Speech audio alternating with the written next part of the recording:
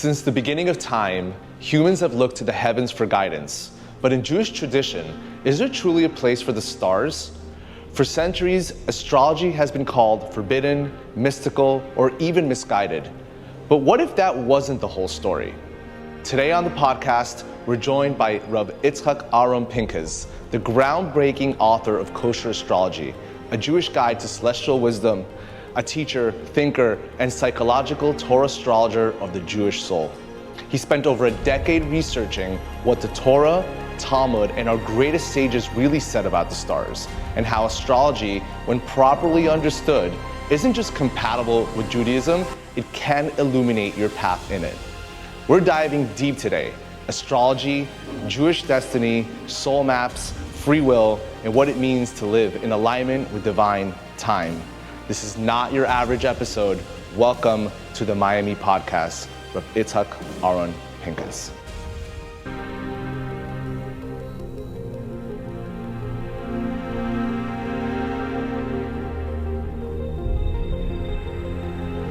Wow, this is the first ever MyAmi podcast. Welcome. Thank you. Ladies and gentlemen, we have with us one of my most favorite people right now, probably in the world today, Rav Yitzchok A Pinkesz. Welcome. Wow, thank you, Michael. It's such a pleasure to be here. Wow.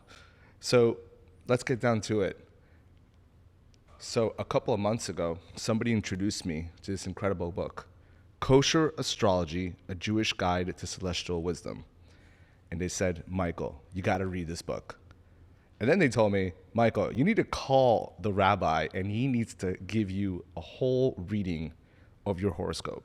And I was like, is this kosher? What are we talking about here? No, this can't be kosher, right? And after quite some research, having a conversation with you, putting me at ease, I want you to go ahead and talk to us a little bit about what exactly is kosher astrology and what's not kosher astrology. Okay. So first of all, yes, it's such a pleasure to be here. Thank you so much for having me as a guest. So yes, the topic of kosher astrology is a very big topic, and it's very confusing. I think it's one of the most confusing topics within Judaism. Is it kosher? Is it allowed? Is it not allowed? We have these famous sayings, Ein Mazel Yisrael, that the Jews are above the Mazel, it doesn't apply to us. Or it says, Tamim Ti Al Hashem Lekecha, we should be wholehearted with Hashem, meaning to imply that we shouldn't do astrology. There seems to be these very negative statements against astrology. So what's going on here? Is it forbidden? On the other hand, we know that many months are connected to zodiac signs, right? We say during Adar, Mazel Adar Dagim, that Pisces is the zodiac sign for the month of Adar, right? You always see these pictures of two fish, and they hang up with Adar, right? And then if you'll see in the Machzor, on Pesach, when we bench Tal, and Sukkot, when we bench Geshem, and when we say the blessings, you'll see there's the 12 zodiac signs in the Machzor.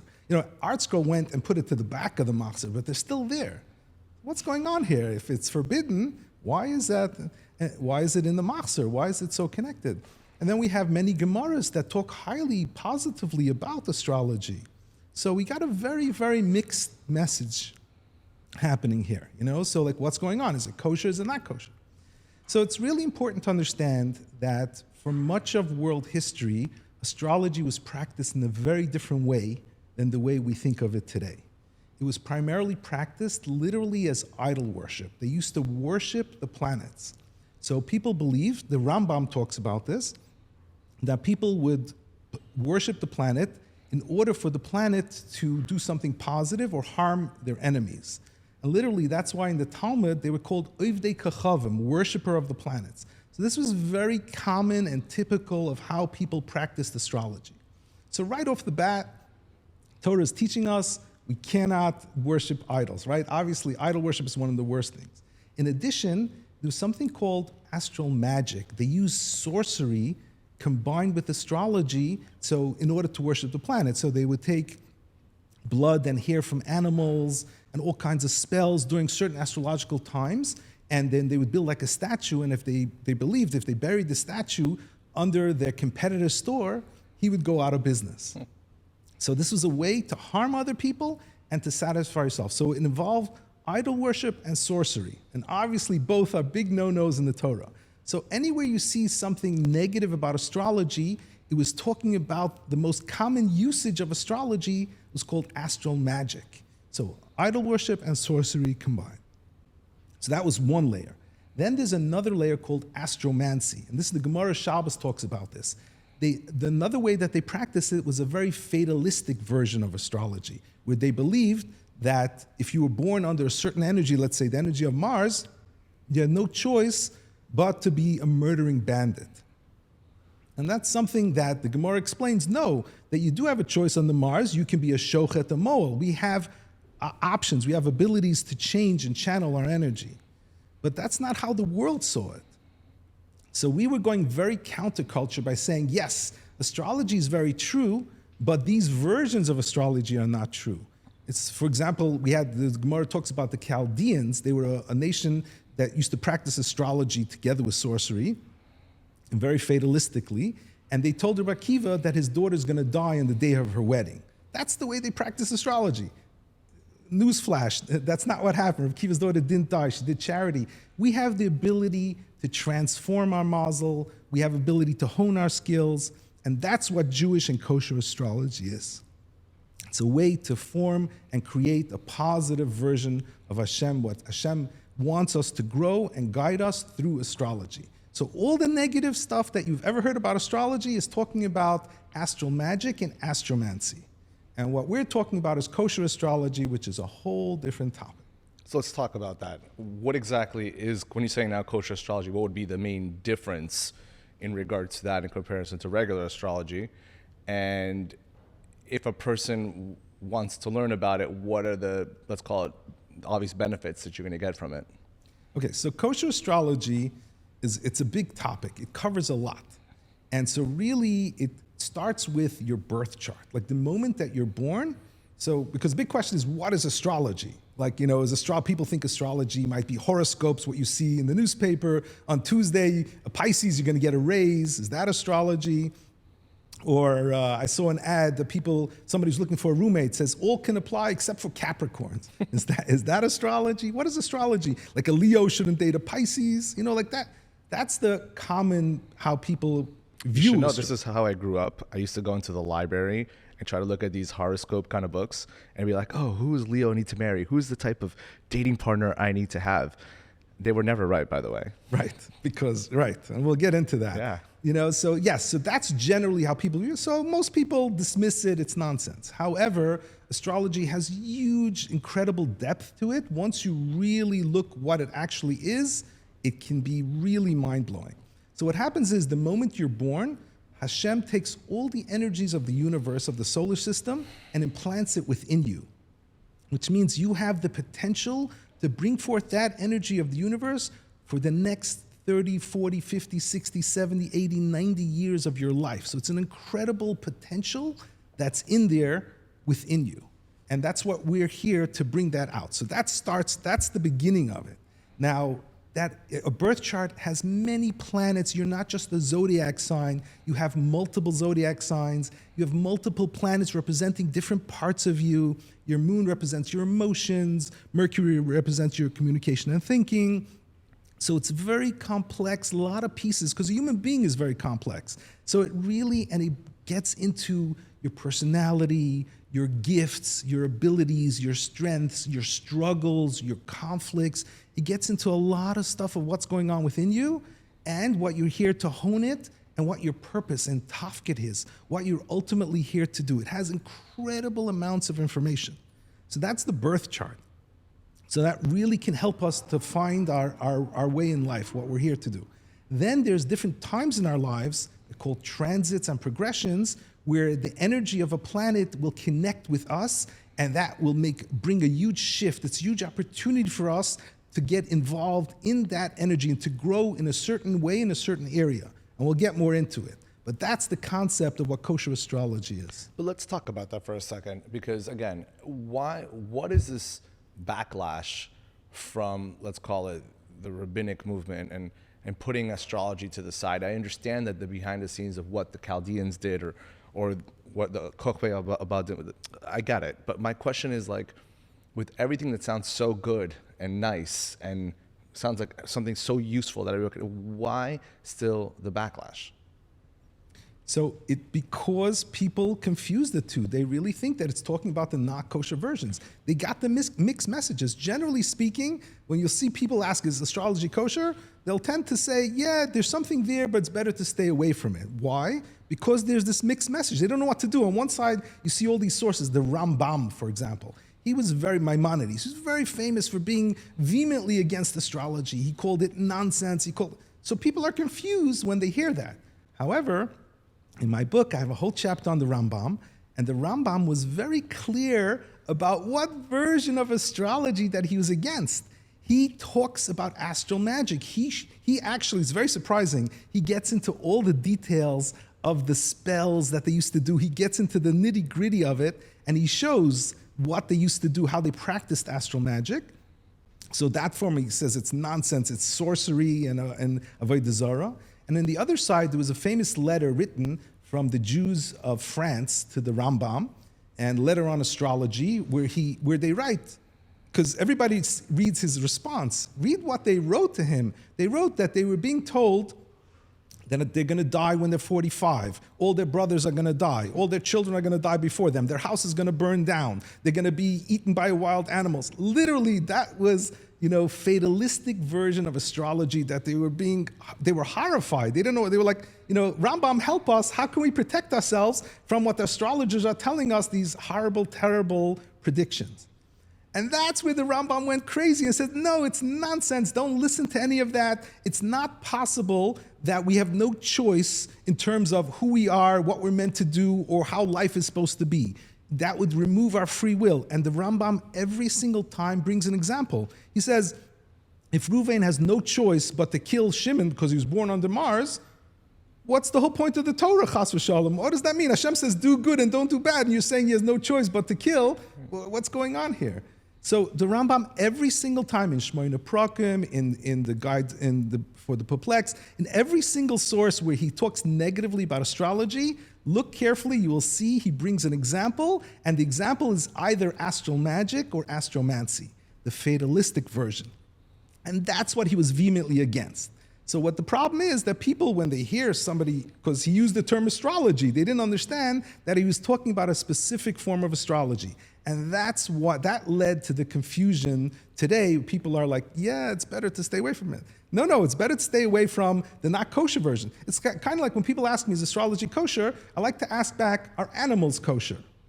It's not a yes or no question. There are animals that are completely not kosher and we absolutely shouldn't touch them, right? Versus other animals that are kosher and we absolutely can eat. I gotta say that this really reminds me of the same circumstances in regards to higher consciousness and meditation as well.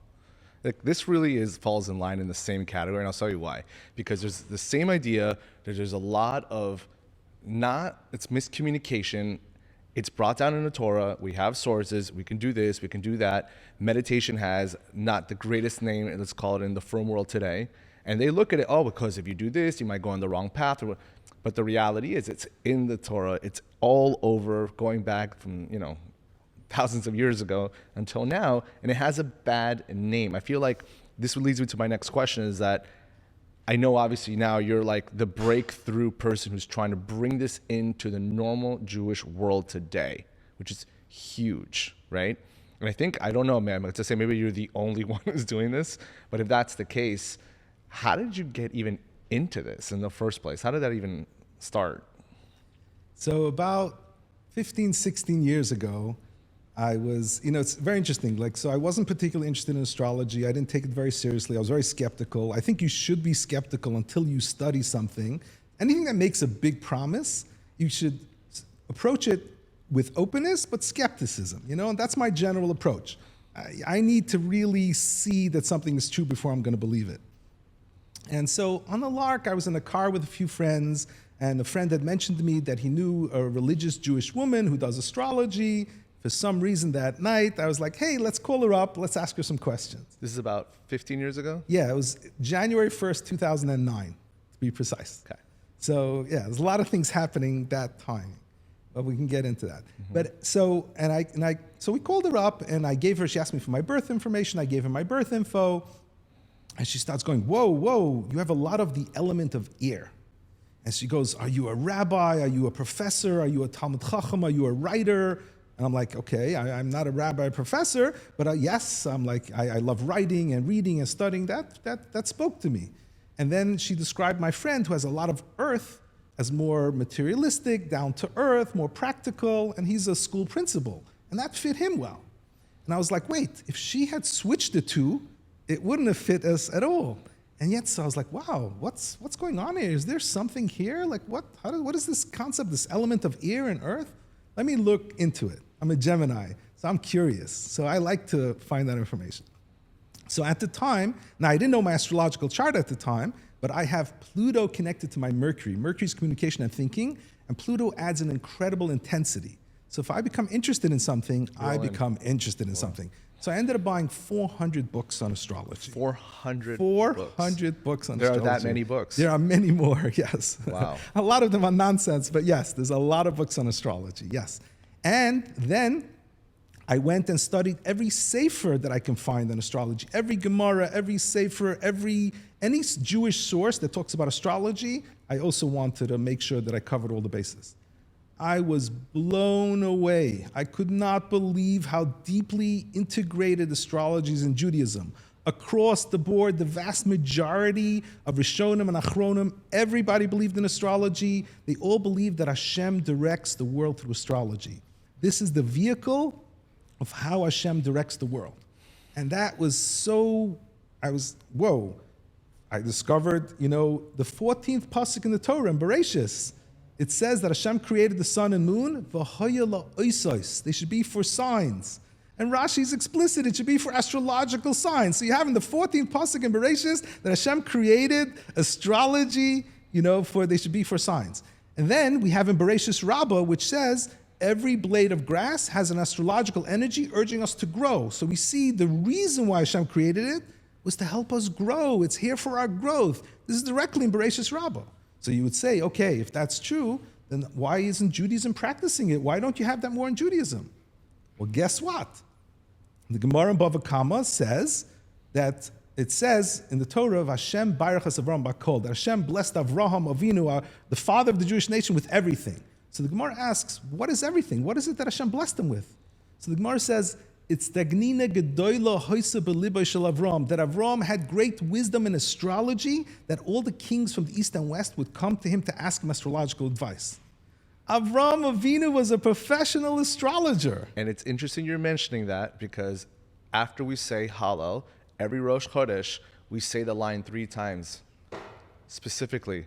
Hashem Barachas Avram Bakol. Yes. It's connected specifically to the Rosh Chodesh of that month. Yes. Wow. Yes. Super interesting. Yes. And the Akedas Yitzchok, Rav Yitzchok A, who lived in the 1400s, he wrote the famous sefer Akedas Yitzchok, which is a brilliant sefer. And in it he writes that Avram Avinu used his knowledge of astrology to teach the world about Hashem. That's how he got all the people who came to him to ask about astrology. He explained these are not false gods. There's a God who's directing all of them. There's one God. That's how he taught the world about astrology. This is what Akedas Yitzchok said. So over and over and over, we see in all these Jewish sources, incredibly powerful, that astrology is part of the way Hashem runs the world. Ramchal says that Hashem runs the world through astrology. And then we have this Gemara also in Shabbos, which says, mitzvah lachshev tekifas amazalas, that it's a mitzvah to calculate astrology. Rashi Beferish over there says it's talking about astrology. And so we have that it's a mitzvah. And if you don't, the Gemara uses very strong language and says you're not recognizing the gifts of Hashem. You're ignoring Hashem if you do it. And it's usher to tell over Torah from somebody who ignores astrology. So why isn't this? Right. And so that's why I literally, as I'm studying all these sources, I literally fell out of my chair. Every time. I have so many wounds for 100 times. I couldn't understand it. And that's why I'm really I felt so compelled to write this book. This Kosher Astrology, a 500-page book that covers all of these sources, and you can see clearly that this is how Hashem runs the world, and this is how Our Masorah in Judaism, it's full of astrology. You'll see it talks so highly of it. And we had many great leaders who were professional astrologers. The Ibn Ezra was a professional astrologer who wrote 14 books on astrology. The Ralbag was an astrologer. Rabbi Avraham Brachia was the great-grandson of the last Goen in Pompadisa. He was a professional astrologer, and he wrote, from his youth to this day, I studied astrology, and I practiced it, and it helped me greatly connect to Hashem. And they all talk about it because why? Because when you see the wonders of Hashem, you see astrology, you see your life, everything is planned out, like this whole process of your growth, your abilities, the timing of your life. It's so powerful to see that Hashem is directly involved in your life, and you're blown away. I've been blown away 1,000,000 times, literally 1,000,000 times. Like for me, it's not even a question anymore. I see Hashem in everything. Like literally, it's mind-boggling how planned out everything is, and it also shows me Hashem's deeply involved in our lives. Hashem loves us. Hashem wants us to grow. Even when we struggle, that's also part of the process, the gifts of what we're here to elevate and bring out and to hone our strengths. And Hashem is always there. Like that's these astrological energies. Hashem is always there encouraging us. So it's so powerful. It's so beautiful the way you say it and the way you describe it. We'll talk a little bit more about also how you go ahead and you read other people's charts and you do all these specific things. I just want to say in this book, I just like even touching the book. It's so soft and yummy, and these pages are like glossy and colorful and beautiful. I've seen a lot of Torah books, okay? This is probably, in my opinion, my humble opinion, take it for what it's worth, everyone. This is one of the nicest Torah books out today in the market. It's absolutely gorgeous. Thank you. Thank you. So like I just want to say that. I spent 5 years really, I wanted to get it right because I know this is a big topic and I know there really isn't any other sources out there that really clarify it. So I did 5 years of incredible research and writing, and I also created 75 pages of illustrations. So I want it to be understandable if you're more of a visual learner. So have illustrations that go through explaining astrology, explaining the sources. After every chapter, I have an illustration that summarizes the chapter. So it makes it really, and it also has all the sources. You have the Hebrew sources and the footnotes, but everything's been translated into English, so it's easily understandable. Everything about Judaism and astrology, and also what astrology is, what it can do, how it works, how all the complex parts, how it works, and just there's a lot of stuff in there. And I gotta say also that, so once I got access to this book, then the next step was, okay, Michael, like, gotta talk to the rabbi. He can do some, this astrological reading for you. And, I think I saw you in a podcast with Gedalia Fenster, and you said that this is like, it's like a kiss from Hashem. It's exactly like how you defined it. And I remember when we spoke and you were gonna do this for me, and then you actually, I gave you my information. The way how it works is you asked me for my, where I was born, the exact date and time. So for those people that want to do it, you have to look into that, look into your birth certificate. Thank God I was born in Venezuela in 1980, and like somehow, some way, Hashem's divine providence, I was able to find the exact time, which was like kind of off and very random in a page that was almost, could barely even see what it said on it. Oh, wow. And I'll never forget that, our first conversation when after you're going through it, and you spend a little bit, tell me a little about the process. First of all, okay, I give you my information. Then what happens? Right. So once you give me your birth date, your time of birth, your city, state of birth, I put that information into my computer. So it creates a birth chart for you. Then there's a program for this. There's a program, yes, that creates your birth chart. It gets all the details. Okay. Now, well, what does that mean? What is your birth chart? That you have to interpret that, right? So I spend about an hour or two delving into your chart. And I write up about between 5 to 7 pages of insights into your personality, your strengths, your gifts, your inner conflicts, your struggles. What are some of the big keynotes of what you're here to do, some of the key energies, what's all happening, and also the development. When is this ripe? When are you ready to really blossom those areas? When is that really ready to grow? What's happening? What's been happening the last year or two, currently now in the year, the energy that's affecting your life, and what's coming up for you for the next few years. Now, there's nothing wrong with looking at the future to see what's happening. It's not going to tell you anything specific. It doesn't predict things, but it shows you that this area of your life is ready for growth, or this area, or this particular struggle, okay, this might be a time to really heal this area. So it really can break down the process of where you are. And there's a lot of pieces to it. There's a whole 30-year cycle, and it can show you where you are in your growth process in that 30-year cycle. So there's a lot of moving parts and pieces.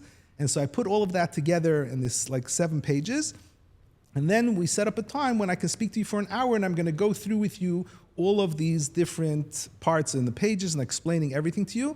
And I insist that you must record it because there's incredible amounts of information. You're going to understand it as I explain to you, but it's overwhelming in order to remember everything. And I've had people tell me they've listened for 10 hours to their recording because it's so powerful and so much information about you, about your life, your personality, your times of growth, and all of that. Right, and I remember when we spoke for the first time, I remember that you were so excited. And I was thinking to myself, oh, Rabbi, you're probably excited about everybody. Like, come on, okay? You know, like this is a whole, and you're like, no, Michael, you don't understand. Like, what I'm going to tell you right now is out of bounds. And I'm thinking to myself, oh, come on. Like, you totally do this with everybody. And you're like, no, you really, we need to talk. This is amazing. No. And you said it to me, I'll never forget this is amazing in 17 different ways. I say, 17 is Gematria Tov, by the way. Oh, wow. So I was like, oh, that. that's cool. That's really nice. So I guess one of the things that we were speaking about doing, I think, which is super interesting, is this idea of kind of like going through this chart. I'm understanding that this is going to be open to the public. So there may be a little bit of, what's the word I want to use? Private, sensitive information. But I think the vulnerability of being in that space is very important because as we go through it, I think it'll show people that, look, everyone has their own things they're dealing with in life, but at the end of the day, this is all part of so that we can become better people and really live out our life to our fullest, potential, which is so important. And that's why I felt like after I finished this with you, I mean, I as you were talking, there were moments I got very emotional, a little choked up. And I felt like God was like, many times you were talking to me, and God's like this and like tapping my back, Michael, it's okay. And all these real emotions as we're going through it. And I have to also say you do a beautiful job in being very sensitive about it, at the same time, very just optimistic and happy. And I just recommend that any single person who has access to this podcast or watches this, not only buy the book, but if you do have an opportunity in your life to actually connect and be able to connect with the rabbi and actually tune into this, it is one of the greatest gifts you can have in your life, because at the end of the day, as we're going to see right now, to be able to learn about yourself, and even though he might tell you stuff like, yeah, I know that, but like to like have the confirmation, it's like a stamp from Hashem. You're like, bam, that's who you are. You may have known that, but there's all things you didn't know, or different things you needed to work on, that this is part of your tikkun, is part of your rectification in this world. And that's a huge thing. It's like a cheat code, almost like if you have one shot to live, and I already have, so to speak, this quote unquote cheat code, like this is the stuff that you need to work on. This is stuff that you need to do. I want to do that. Like that's the whole point of why we're here in this world. It's a huge, huge gift that you're giving people. I just want to say that. Wow. And I've listened to mine now. What's probably right now, if you're going to tell me again, is going to be number 5, 5th time I'm listening to this. And let's go with it. Let's go there. Talk to me a little about how this all happens. Okay. And first of all, thank you, Mike. I really appreciate that. Just know, this is it's so powerful because this is something that Hashem designs this. I don't create the chart. Hashem is the one who designed this chart and designed our lives, and I'm just reading, interpreting, and I want to teach everybody how to do this for yourself. To really, that's another thing. When I do the chart reading, I show it to you in your chart. Yes. It's not like just me telling you things. I show you where it is in your chart. And absolutely, there is no great person in the world who didn't have to overcome a struggle. That's the process. In order to be great in this world, all of us, myself included, everybody, any great person, it's built in the struggle, because overcoming that struggle is what builds our muscles. So that's part of it. It's not possible for anybody to be great without it. But okay, let's get into some of the highlights. Now, there's so much. Obviously, I can't cover all of it. Just going to go through a few highlights. to really, express some of your gifts, some of your big strengths. And just like I said, I was blown away by, and we're going to get into that one that gets me really excited. So first thing is that your sun and your north node. So north node is your purpose in this world, your tafkid, what you're here to do. And that's not something that comes naturally. It's something we have to work to get there. So both your north node and your sun is in Leo, in fiery Leo. So that's right off the bat, your sense of identity is a courageous leader. You're here to be a leader, to step up. Now, it's really important that Leo should not be about the ego. We have to work on ourselves. It's not about the ego. It's about the mission that Hashem has for me. No fear. Really step up, speak out, do what you need to do, and be that leader. The lion is the king of the jungle because it watches out for its flock. It takes care of its people. So right off the bat, that's who your identity, what you're here to do, is that sun in Leo and north node in Leo. I have one question on that. Sure. But how do you know what that specific? You're telling me, okay, this is it. This is the Leo. But how do you know what that specific item that we're trying to do is? Right. So that's a great question. So with that piece, we don't know the details. We're going to look at the other pieces to see where your skill sets are. This is just the general. Whatever it is that we're about to get into, you're meant to take that and become a leader in that, to step out and be public, be out there and lead and show and share with the world that information. So that's just basically covering that overall area. That's what the sun and north know. Then let's get into some of your specific gifts and talents.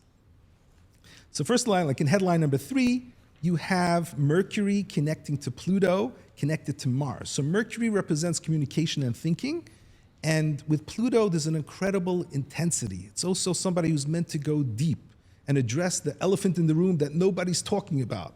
So what you're doing and bringing, meditation to the world, breath work, all of these things that people, like you said, so many people had these negative views of it. Pluto is like, no, so I have the same thing in my chart. So I'm doing it with astrology, you're doing it with go. Right, so it's a gift that Hashem has given us to have that drive and to see what is the truth, what is going on here, why are we ignoring such an incredible gift? So you have that ability connected to your Mercury communication and thinking with Pluto and with Mars. So it's very driven. So that's already a big clue about what your talent and gift is. That's one area. When you just said Mercury, which means communication, Pluto does that drive. Mars does what? So Pluto is the higher octave of Mars. Mars is your instinct and drive on a one level. Pluto adds incredible intensity. Overdrive. Yes. Watch out. So it's just driven. Yes, you have this incredible driven energy to you, which is incredible, right? So you obviously know it, which means you have a lot to accomplish in this world. That's why Hashem gave you that motor to do that. So that's step 1. Then the next step, headline number 4, and this is what I go crazy about. You have Venus squaring Neptune. Venus squaring Saturn by 0.02, opposing Neptune, and trining Pluto and sextiling your nodes. So let's break that down. So each planet represents a different part of us, and these outer planets flavor it with all these different kinds of energies. And you have 4 layers of flavor, so you have to break down each one to understand what it is. So Venus represents the right brain. So that's the intuitive and creative side. It's our artistic ability. It's the things that we're passionate about. But ultimately, it boils down to our values. What is really important for us in life, and how do we value ourselves? That's a huge key piece of the puzzle. Because until we fully value ourselves, we can't go out in the world and be this leader and be this incredible thing. So when you have Saturn connected to Venus, Saturn is this taskmaster. It wants you to work hard. It wants you to achieve. But sometimes it does its job a little too well. Like the recruits in the army, right? Think of it as like a drill sergeant. When you have new recruits in the army, it calls it names. It knocks down these new recruits because it's trying to build them up. So Saturn can sometimes be a negative voice in our head. I'm not good enough. I'm not going to be able to achieve. I'm not going to be able to do. And we have to learn to overcome that. We don't have to be perfect. I talk about how Moshe Rabbeinu, when Hashem told Moshe Rabbeinu, I want you to lead the Jews out of Mitzrayim and bring the Torah, he said, Mi onochi, who am I? And then that's the first his response. His next response was, no, take Aharon. He's much better. He's powerful. He can do it. And the third thing that Moshe said, Ani aral sefasoyim. I have a speech impediment. I can't be the spokesperson. This is Moshe Rabbeinu, our greatest leader, our greatest Navi. He had all these doubts about being a leader, about being the spokesperson. It's very natural and human to have this. So I feel like it can be very encouraging when you feel this to know that it's natural, and even Moshe Rabbeinu had this, and we have to overcome it and not let the negative voices. So having this in the chart connected to Venus brings you to have awareness. Whenever these negative voices come, be aware, this is my Saturn voice, it's the Yitzchok A voice. I'm not going to let it stop me. The same way like Moshe, it tried to stop Moshe Rabbeinu too. So that's number one. And because it wants you to work hard, it creates, whenever we have to work hard, it creates an expertise. We become an authority over self-value. That's ultimately its goal. So initially it can be difficult, but it's here to build an incredible authority. That's step one. Next step is it's connecting to Neptune.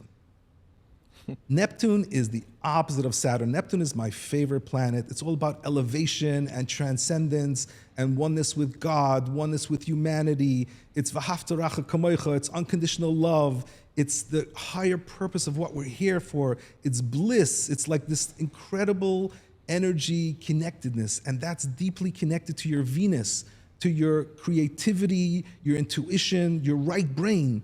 So first of all, people who have this are incredibly talented, incredible creativity. Sometimes they're incredible artists. You're here to do something incredible because you're tapped into this higher world, this elevation. It's so powerful.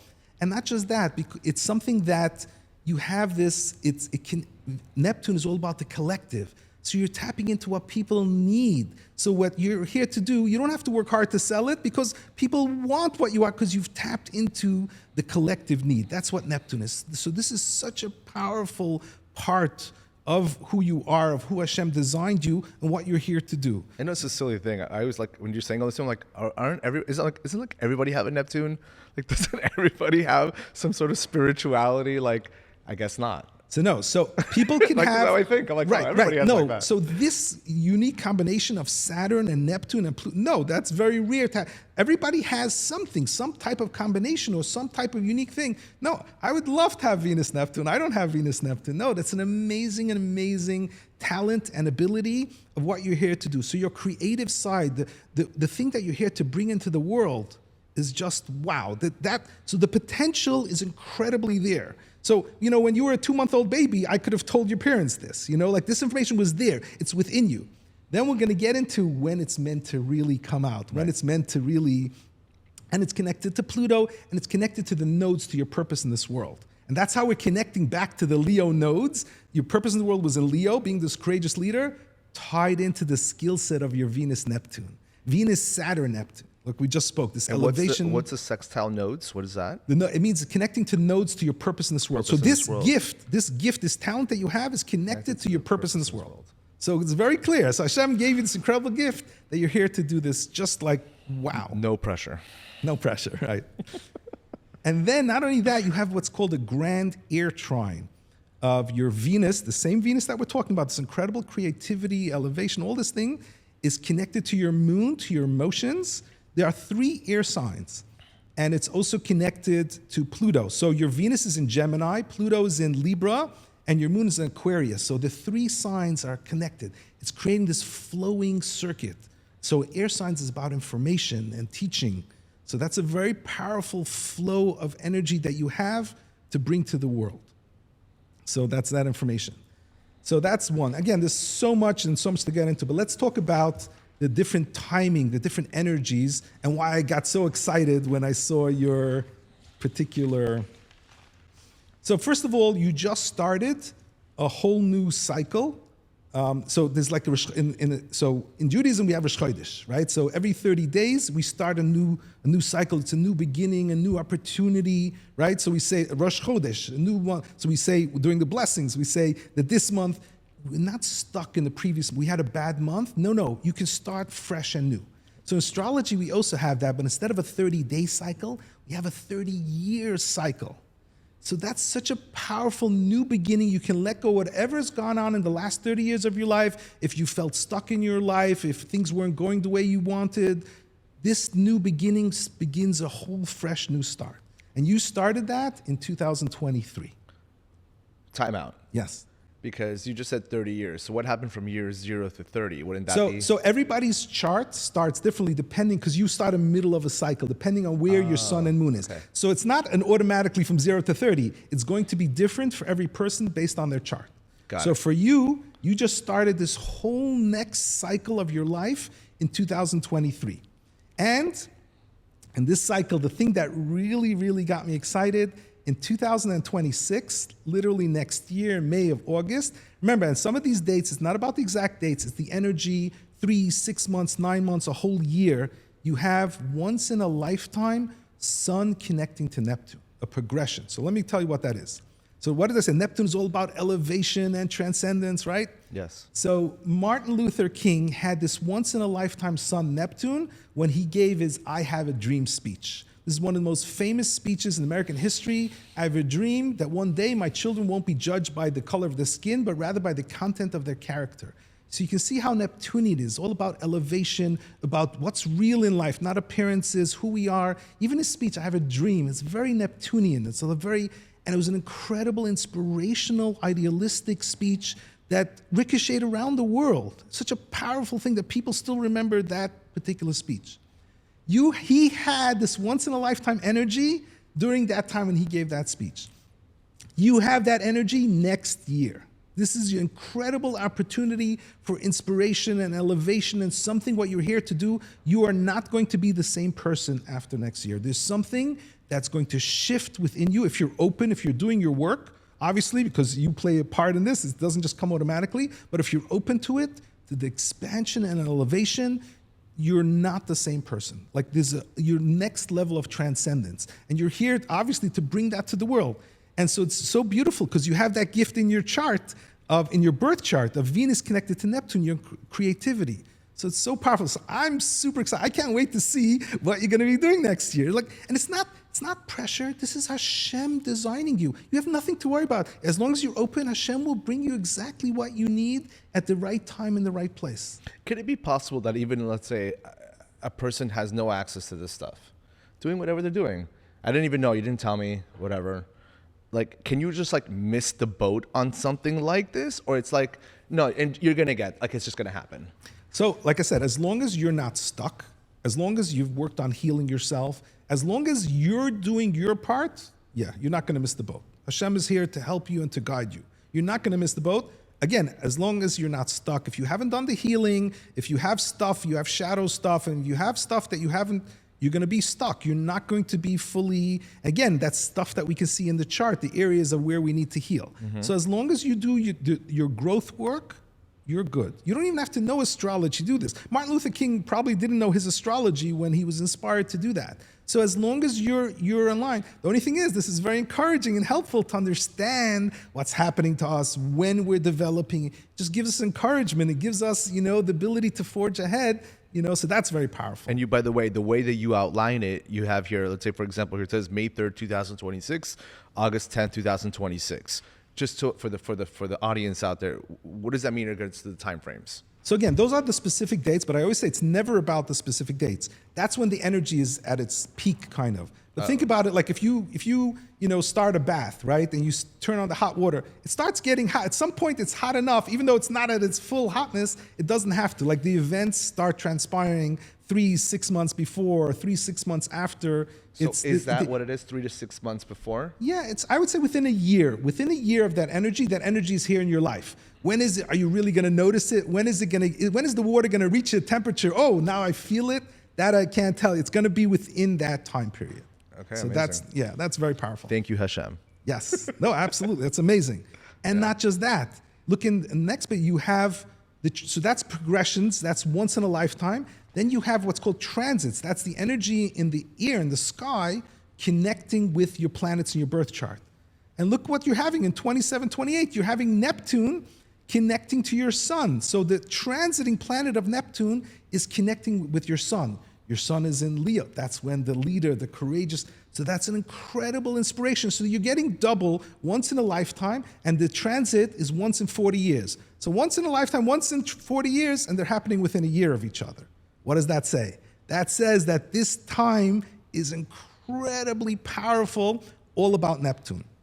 elevation, transcendence, idealism, full speed ahead. Like this is so powerful. I can't, like you have everything in the world at your back. Hashem is saying, this is the time, go for it 1000%. Like it's just unbelievable to have both of that energy. I want to cry. No, it's just so powerful. And you're not done yet. Wait, that's why I was going crazy, because if I would see just one of them, like, and I would tell, wow, you're having this once in a lifetime thing, that's amazing. But you have the once in a lifetime, 40 years, and you also have Pluto's son. Pluto's about massive transformation, going from caterpillar into a butterfly. If you tell a caterpillar that it can fly, it looks at you like you're crazy. I need 28 legs just to walk. I've never flown in my life. What do you mean I can fly? People don't even believe it. Pluto transforms you. You go through a process where you transform into a chrysalis and you emerge as a butterfly that can fly. So it's incredible empowerment. This is once in 60 years. This is also happening in 27. So this is just wild, having all of these energies. That's what I'm telling you. When I did your chart reading, I was going crazy because this is incredible. And it's also the trajectory. You can see what you're doing in your life, right? Look at what you're doing, all this meditation, bringing the world what so desperately needs. So it's so powerful what you're doing, and you're ready to do it. You started the whole new cycle for the next 30 years of your life, and you have all of these powerful once-in-a-lifetime energies. It's like, wow, that's why I was going crazy. And all of this you can see for yourself. This is not, I'm telling you, not, I'm describing it. You can see these energies, all of it, straight out. So that's just wild. Yeah. Amazing. Yes, yes. Anything else? Yeah, I mean, there's so much. So there's so much, and that's just, but that's what really stood out to me. And I'm super excited. I can't wait to see what the next couple of years. I know that you also mentioned to me, I know we're not talking about it here, but I'll bring it up anyways, that one of the things also is we work on, not only are you looking obviously at the positives, but from our perspective also there's stuff within my own self. I don't know which the planets, I don't have that in front of me right now, but the idea also that it's very important to heal. I had to have my own healing, like as you mentioned before, that if a person needs to heal, but like, I feel like it's a topic that not everybody's obviously thinking about. I know healing has gotten much more popular over the last, several years, not only through, obviously there's psychology, and then now we're talking about different types of modalities that people can do for healing, but like healing is like legit, real thing. I want to use the Jewish term for the people that are out there. It's called rectifying your soul, working on yourself, working on your tikkunim, working on your midot, working on things that are stuck within us, whether it's from this lifetime or from a previous lifetime. And it's like, it's so real. And then when you're showing it to you in the chart, like, and I remember you brought certain things up to me, and I'm like, yeah, like, wow. And one of the things you did mention to me is that, again, it's part of the avoda, it's part of the work, is you constantly healing yourself because you need to help heal other people. Yes, dead on. Chiron. We'll talk about Chiron. You have Chiron very powerful in your chart. You have Chiron connected to your moon, to your emotions, and it's connected to your purpose in this world. We just spoke about the Leo North Node being this courageous leader, right? Chiron is directly connected to it. So first, you have to do your own healing. And Chiron is the wounded healer. It's the area in our lives where, because we had this wounding and trauma and we worked hard to heal ourselves, we learned how to do that. And through that process, we can then help heal others. So that's also a huge part of your purpose of what you're here to do. And that's huge. And I'm saying that's one of the big blocks. We can't get to where we need to go without the healing. So it's crucial for everybody out there when I do chart readings.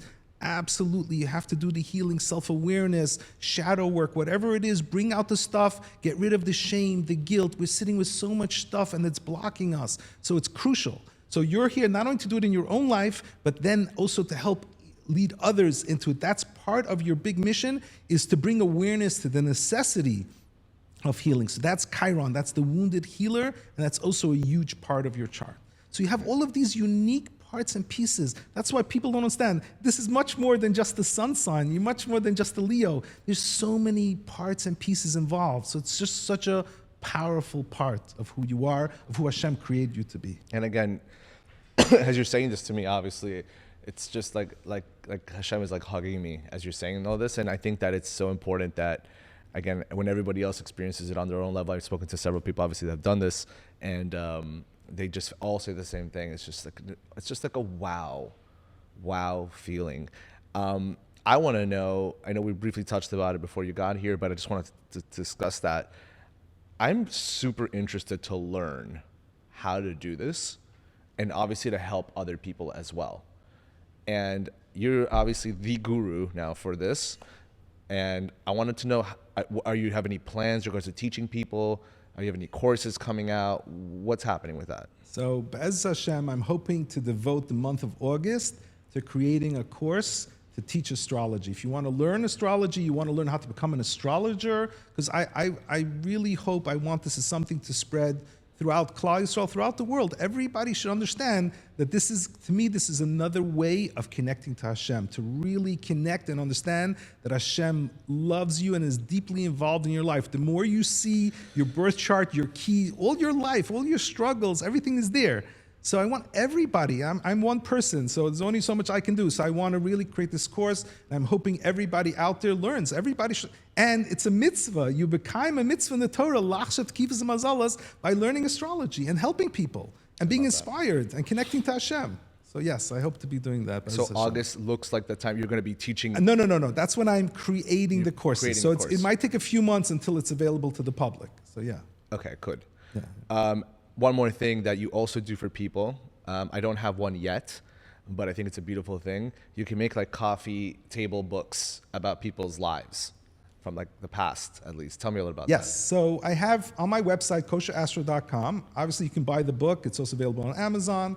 And on my website, you can also sign up for a chart reading session. And the third thing that I have, they're called roadmaps. So this is something I worked on for many years. They're beautiful, full-color books, hardcover books, that are personalized about your life. They're about 55 to 65 pages. And so two different books. So one contains every transit to your sun and moon. So it'll tell you from age 0 to age 90, every time when this once in 22-year energies, when you're here to be authentic and true and independent, when that's going to happen, what that energy is like, when it's going to affect your life. It'll have the specific dates in your life. The same thing with Neptune, elevation, transcendence. What I just discussed with you, this once in a lifetime energy that you're having, and also the transit, what's happening. This book lists all of the transits and energies in your life from when you're born till age 90. So this is just so powerful. You know, most books, you read it, okay, you're done with it. This book in 10 years from now is just as valuable because you can look up what's happening then and see the energies. So it's personalized about you and your life. And you can find that also on kosherastro.com? Yes, you sign up, you just put in your birth date, your time of birth, your city of birth, you put in the information, and I then go and create this book, and within 3-4 weeks, you'll get this book in the mail. Wow. And one more question, if people want to do this one-on-one astrological reading, how do they find you? How does that work? Also, go to kosherastro.com. You can sign up for a chart reading. It goes through all the details, what's involved, what you're going to learn, what information I need, and you can sign up there. You can send me an email. I'm happy to explain further what it is. Amazing. Does everybody have that Martin Luther King moment in their life? Yes. Yes. Yes. Everybody has this. Everybody has greatness within them. Everybody has very different roles, different purposes, what you are based on your gifts, based on your abilities. But everybody has this time of transcendence. Now, it's not going to look the same for everybody. Somebody's going to be major on the world stage. For somebody else, it's going to be in your family. It's going to be in your life. It's going to play out in many different ways. You know, like, so I'll give you an example. I did one I was going through a couple, and I said the husband a few years ago, he had this once in a lifetime and transcendent energy. And I asked him, what was going on in your life?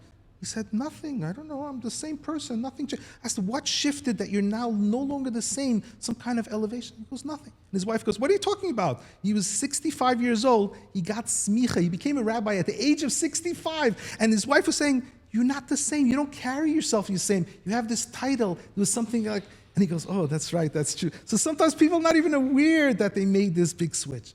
It's powerful. So it's going to play out differently for everybody based on what else is going on in the chart. But yes, everybody's here to do something amazing and something powerful.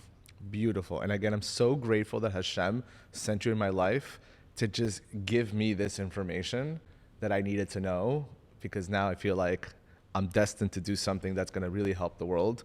And it's just like, you have a big part of it. And to me, that's why I just see your face. I'm my first time actually seeing you in person, and the joy that I have just to see you, everybody will have that joy too when you see him, I promise you. Bli neder. So I want to thank you so much. First of all, you are my first guest ever on the MyAmi podcast. Wow. And it's a big zchut and a big privilege for me to have you.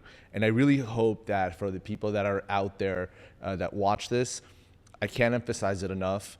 Go on kosherastro.com. You can find the book online. Like I said, to me, it's an incredible, beautiful book. And on top of that, get the appointment with the Rav. It will change your life. So with that being said, thank you, Rabbi. Thank you so much, Michael. Such an honor, such a pleasure. Like I said, I can't wait to see what the next couple of years. We'll be talking. Oh, for sure, for sure. Pleasure. Nice meeting you.